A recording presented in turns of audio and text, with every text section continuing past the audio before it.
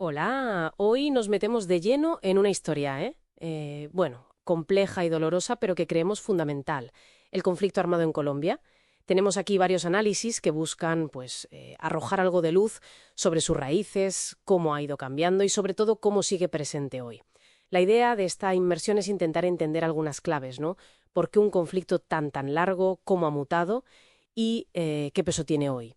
Las fuentes que manejamos van desde lo histórico, lo socioeconómico, hasta los actores, las víctimas, un poco de todo. Exacto.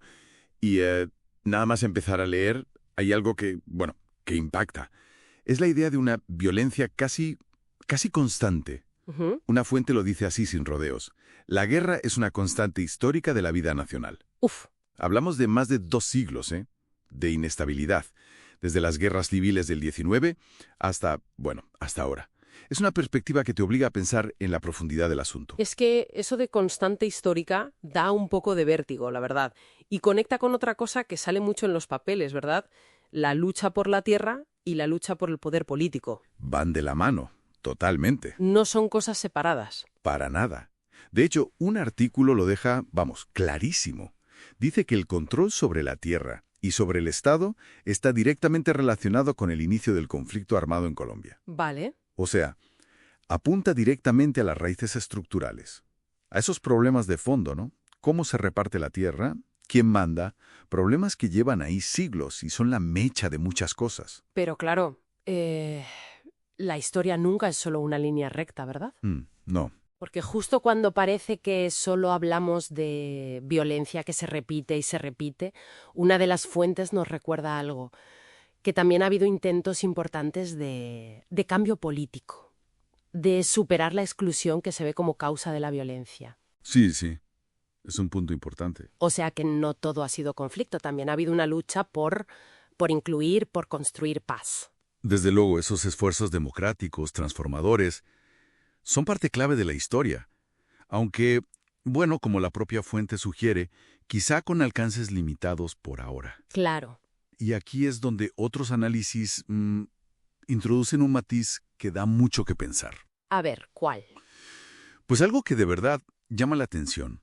La idea de que, a pesar de los esfuerzos de paz, la violencia en Colombia no es que haya disminuido así, globalmente, Ajá, sino que a menudo lo que ha hecho es transformarse. transformarse. ¿Cómo? Pues como si cambiara de cara, ¿sabes?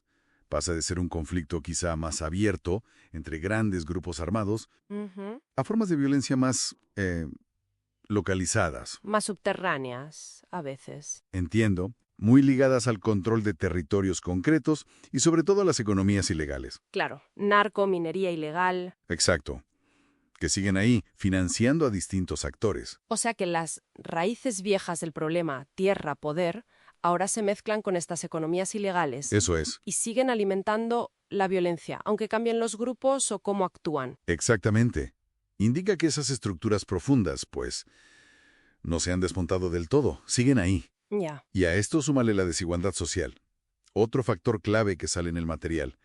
Sigue siendo un obstáculo enorme para que la paz sea algo, bueno, algo real, ¿no? Más allá del papel. Algo duradero en la vida de la gente. Entonces, si juntamos todas las piezas, lo que vemos es como una tensión constante, ¿no? Por un lado, una historia larguísima de conflictos con raíces muy profundas en la tierra, en el poder. Sí, Por otro, esfuerzos reales por la paz, por la inclusión. también. Pero también una violencia que se resiste a irse y prefiere mutar, adaptarse, y que mantiene vivas esas desigualdades estructurales. Esa es la complejidad. Para entender lo que pasa hoy en Colombia, según sugieren estas fuentes, hay que mirar las dos caras. Las constantes históricas, que pesan mucho, claro, pero también cómo la violencia cambia de forma. Y los desafíos enormes que siguen ahí, como la desigualdad. No es un relato nada sencillo, vamos. Y esto nos deja una pregunta ahí flotando, ¿no? Algo para darle vueltas. Si esas raíces profundas del conflicto y la desigualdad siguen tan presentes, y si la violencia tiene esa capacidad casi camaleónica de transformarse en vez de desaparecer, ¿qué tipo de cambios harían falta de verdad para construir una paz que no sea solo firmar un papel, sino algo sostenible, algo profundo en Colombia? Buena pregunta para cerrar. Sí, señor.